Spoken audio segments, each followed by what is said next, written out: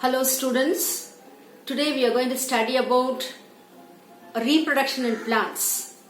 There are three types of reproduction in plants: asexual reproduction, vegetative reproduction and sexual reproduction. Asexual reproduction is by producing spores. Different types of spores they produces.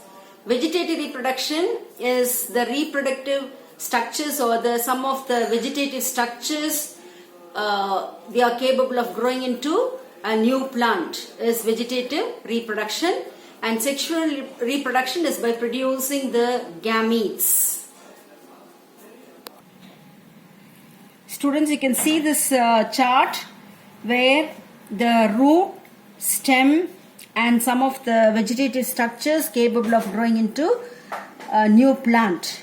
So you can reproduction by roots, Mureya, and these are all underground stems. With the help of the nodes, they are capable of producing a new plant. And you can see this plant is a bryophyllum where buds, they are developed at the margin of the leaf. These buds are called as epiphyllous buds. These buds, when they fall on the ground, they are capable of growing into a new plant. And these are the aerial stem, weak stemmed plants.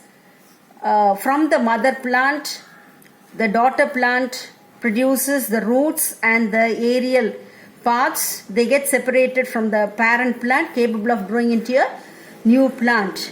And in this plant you can see bulbils. Bulbils are the special structures for reproduction.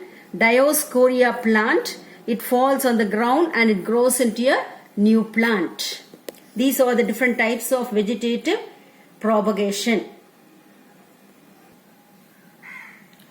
In vegetative propagation, there are three methods. One is natural vegetative propagation, and then the artificial propagation and modern propagation, modern methods. There are three methods are there: natural method, artificial method and modern method. First, in this artificial method, there are types like cutting, grafting and layering. All these are the three types of artificial method of vegetative propagation. First is cutting.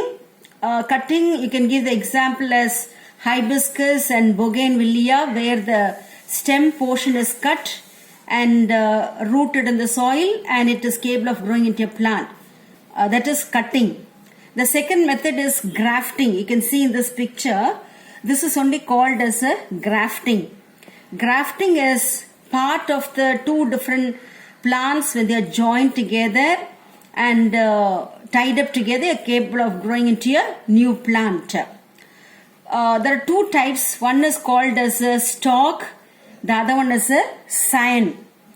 Stalk is the plant which is rooted in the soil, is the stalk variety, and the scion is the part of the plant which is grafted to the stalk. Both are tied up together with the help of the grafting tape. They are tied up together. This method is called as a grafting. There are different types of grafting you can see in this picture. First is bud grafting.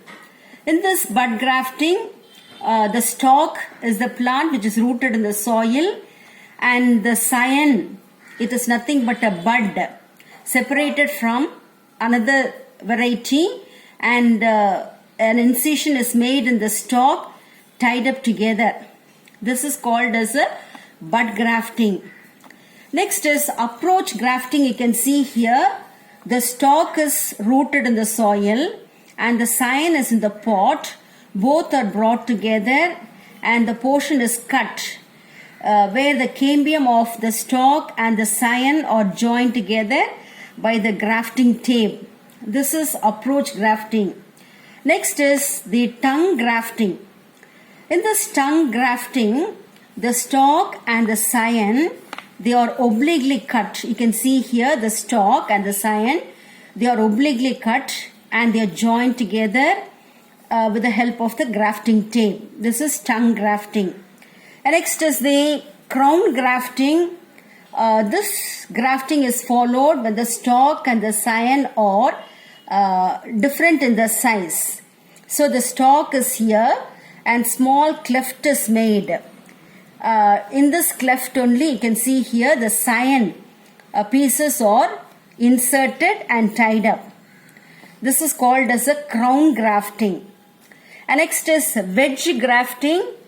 In the stalk an incision is made. The scion, it is fitted in the incision and tied up together. You can see the grafting tape. So these are all the different types of grafting. Next method is, the artificial method is layering. Layering, in this method, the stem of the parent plant it is allowed to produce the roots. You can see here the parent plant, the stem of the parent plant, it is bent and the roots are allowed to develop, and the aerial portion also develop. It is cut, it is separated from the parent plant. It is capable of growing into a new plant. In layering also there are two types. One is called as a mount layering, the other one is called as a air layering. This is mount layering and this is air layering.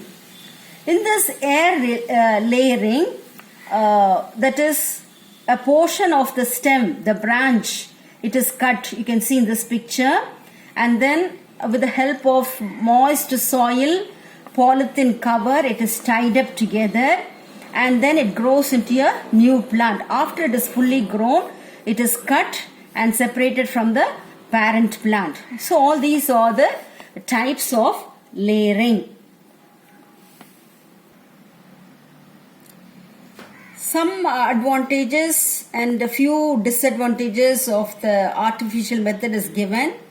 Advantages are genetically uniform plants are produced, and quick method of production of the plant.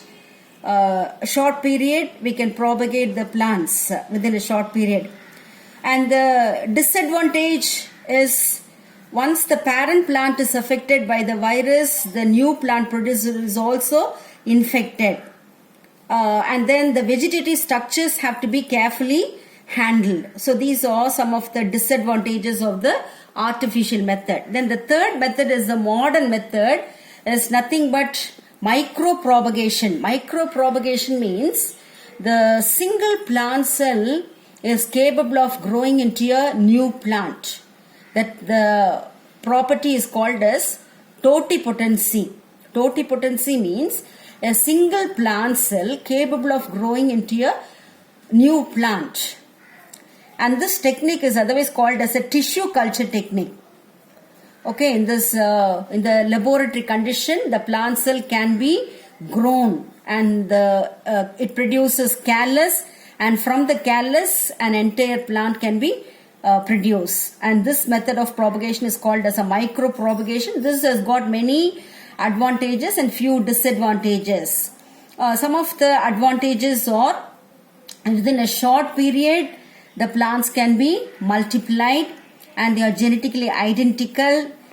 This can be carried out at any season, and endangered plants can be propagated.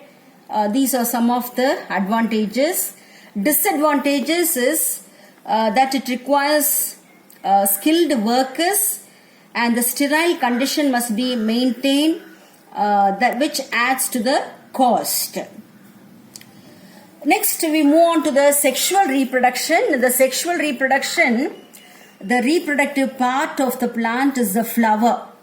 You can see the picture of the male part of the plant. Reproductive part of the plant is called as an androecium.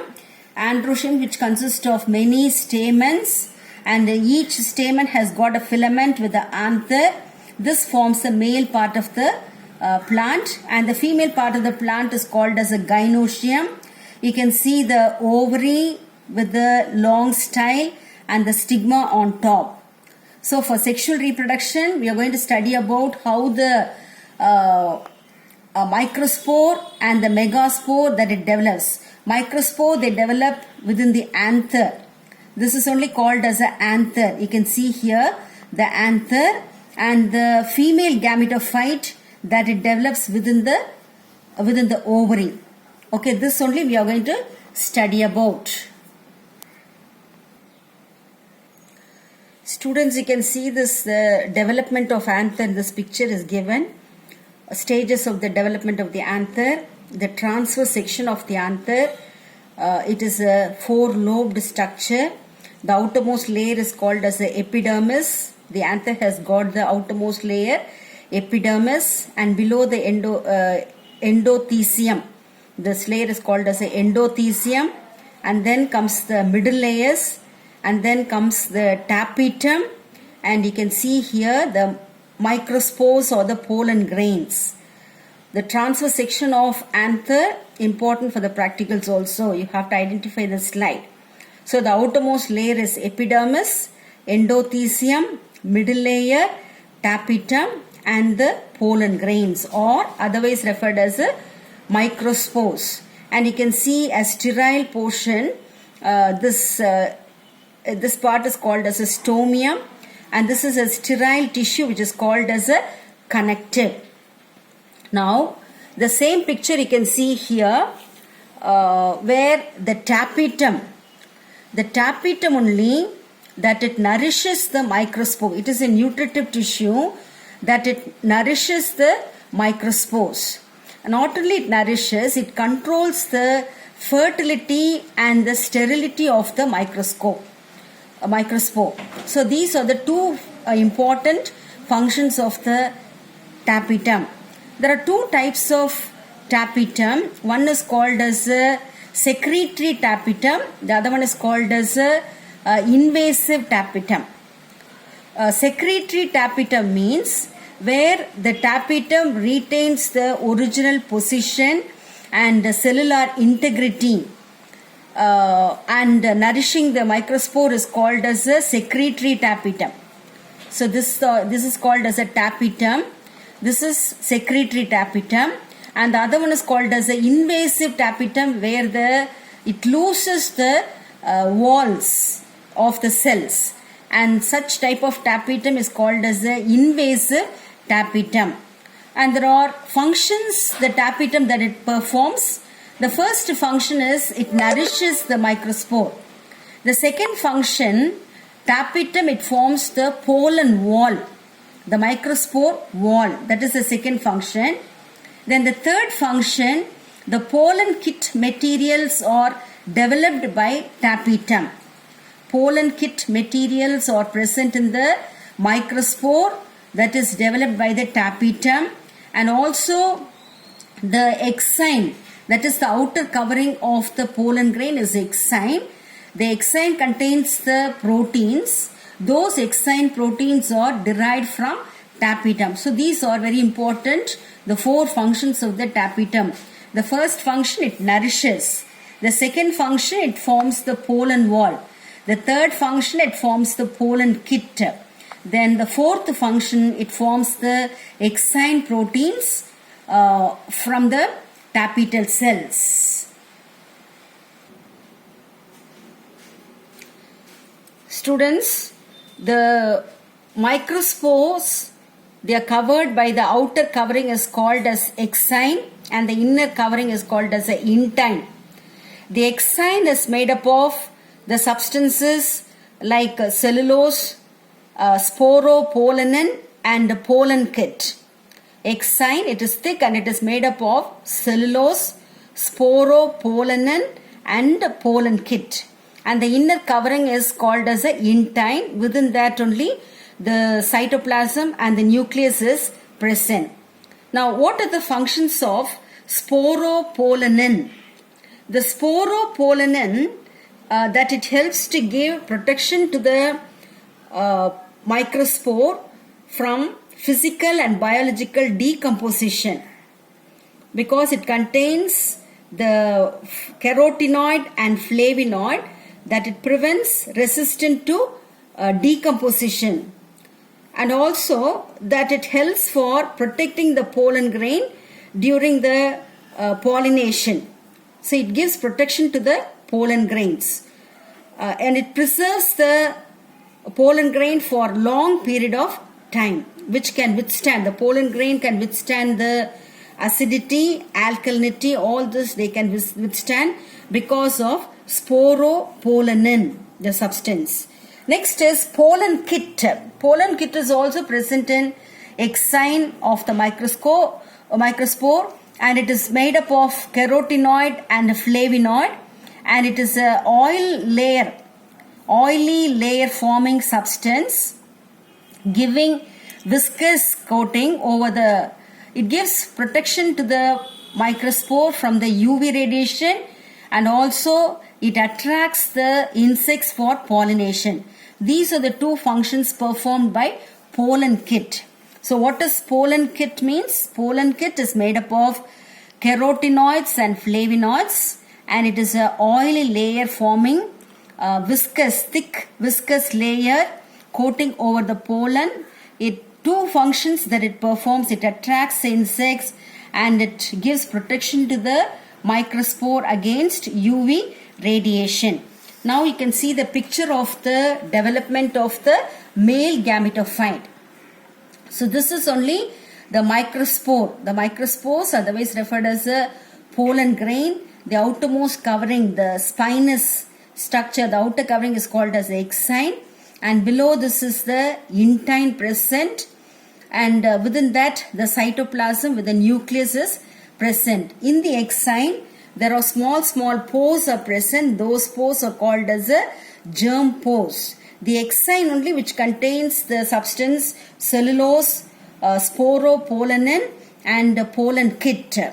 In the second picture that you can see the vacuoles present, and then the inside, the exine side, that it divides into two cells called as the vegetative cell and the generative cell. So the cytoplasm and the nucleus divides to form two-celled stage as the vegetative cell and the generative cell. In the next picture you can see here the germination of the microspore, where the exine, it burst open at the germ pores, and the intine that it elongates to form the pollen tube.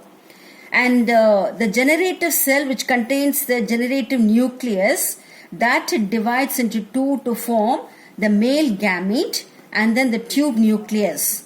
So you can see in this picture as the microspore, which is having the three nucleus present as two male gametes and then the tube nucleus in the pollen tube. This is the development of the male gametophyte.